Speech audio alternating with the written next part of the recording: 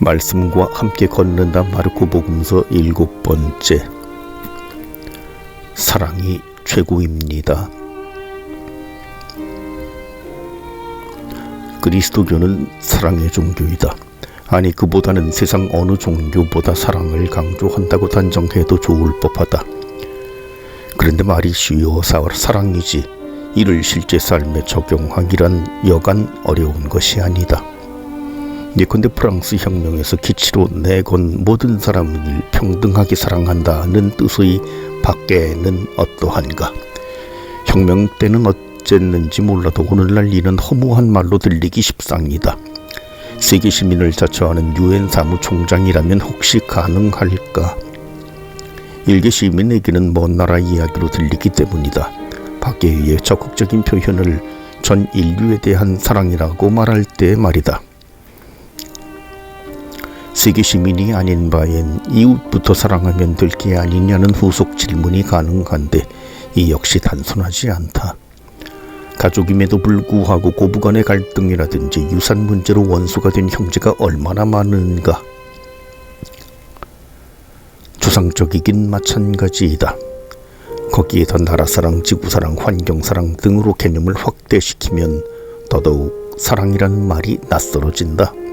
그리스도교의 사랑도 자칫하면 추상적인 차원에 머무르기 십상이다.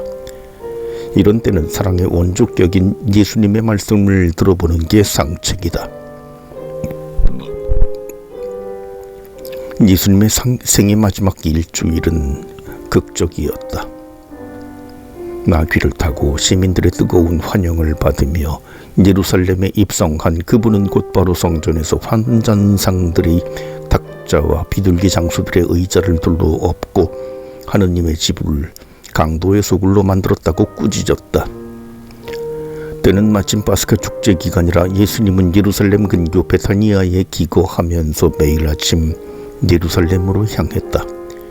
예수님의 공생활 초기부터 그분을 노렸던 종교 지도자들은 더 이상 사태를 좌시할 수 없었다. 도대체 성전에서조차 난동을 벌이는 자를 어떻게 허용할 수 있겠는가? 방법을 찾아야 했다. 대낮에 많은 사람이 보는 앞에서 예수님을 다짜고짜 체포할 순 없는 노릇이었다.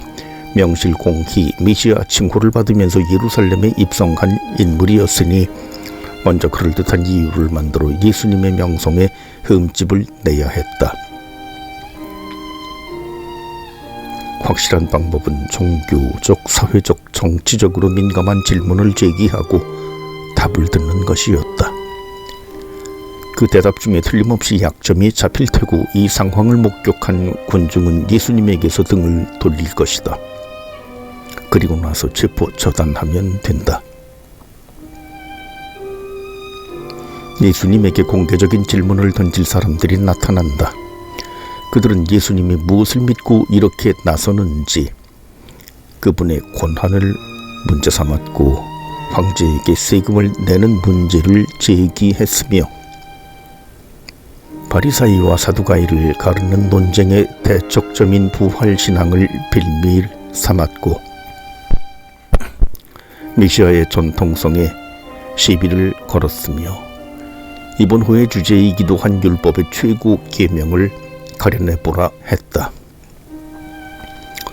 사실 질문 하나하나가 매우 까다로워 길을 제대로 찾지 않으면 그들이 쳐놓은 덫에 걸리기 십상이었다. 이제 어느 율법학자가 예수님에게 묻는다. 모든 계명 가운데 첫째 가는 계명은 무엇입니까?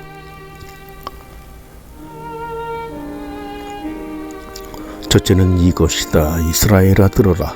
주 우리 하느님은 한 분이신 주님이시다. 그러므로 너는 마음을 다하고 목숨을 다하고 정신을 다하고 힘을 다하여 주 너의 하느님을 사랑해야 한다. 둘째는 이것이다. 내 이웃을 너 자신처럼 사랑해야 한다. 이보다 더 큰 계명은 없다. 잘 알려진 사랑의 이중 계명이다. 하느님과 사람을 열심히 사랑하면 모든 율법 조항을 예수님 시대에는 613가지로 이를 정해 놓았는데 완벽하게 만족시킨다. 여기서 고려할 사실은 예수님이 베푼 가르침의 사랑의 계명만 있는 게 아니라는 점이다. 얼추 생각나는 것만 정리해도 내가 이웃에게 바라는 대로 그대로 이웃에게 해주라는 황금률, 규정보다는 정신이라는 율법 해석, 인간의 행복과 불행의 본질을 밝힌 행복론, 장차 다가올 하느님의 심판을 겨냥한 종말론 등이 있다. 실로 금쪽 같은 가르침들이 차고도 넘쳤다. 하지만 마르코 복음에서는 사랑의 계명을 예수님의 가르침 중 최고의 자리에 올려놓았다. 율법학자의 질문과 예수님의 답이 이를 분명하게 보여준다. 사랑의 계명은 비단 마르코 복음에서 강조되는데 그치지 않고 신약 성경 전반에서 널리 발견된다. 시리아 지역에서 집필된 마테오 복음과 루카 복음, 에페소에서 완성된 요한기 문헌, 소아시아와 유럽을 넘나들며 쓴 바오로의 편지들인데 사랑의 계명이 지중해권 전역에서 거대 담론을 형성했다는 뜻이다. 말하자면 수많은 종교의 각주장이었던 로마 제국에서 그리스도교의 존재를 제국 내에 확실히 알리고 정착시키는 데 결정적인 역할을 했던 것이다.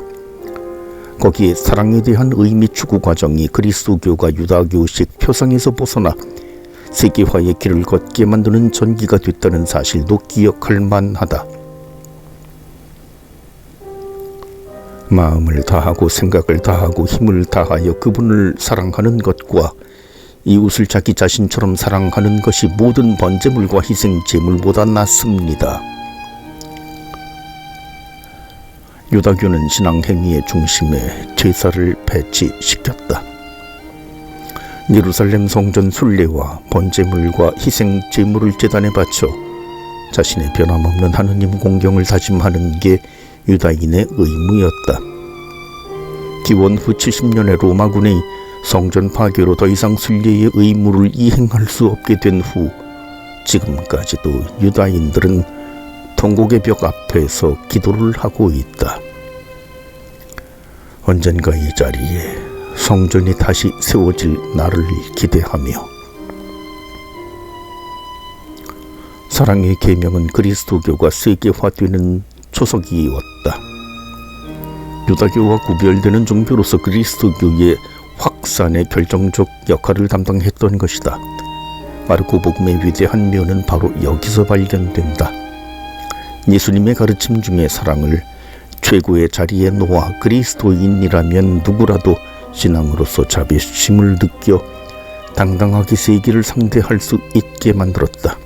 세상의 도전에 대한 예수님의 응답을 이렇게 구체화한 셈이다. 장미는 스스로 아름다움을 자랑하거나 자기에게서 나는 향기를 맡아보라 하지 않는다. 곧이어 사실을 전달하지 않더라도 사람들이 자연스럽게 그것을 알아차리기 때문이다. 인도가 영국의 식민지였던 시절 보수신앙을 가진 어느 영국 여성이 선교의 필요성을 간디에게 강조한 적이 있었다. 그때 간디는 장미에 넘치는 매력에 빗대어 그리스도교의 사랑을 설명했다. 오늘날 교회는 다시 한번 도전을 받고 있다. 왜 세상이 이 모양으로 흘러가는지, 왜 그리스도교가 세상을 갈라놓는데 앞장서는 인상을 주는지, 그리고 왜 이 시대가 그리스도교에서 내세우는 복음의 가치에 주목해야 하는지 답을 달라고. 그리스도인이여, 한떨기 장미처럼 스스로 당신의 사랑을 보여주시오. 예수님의 명령이 천둥처럼 들려온다.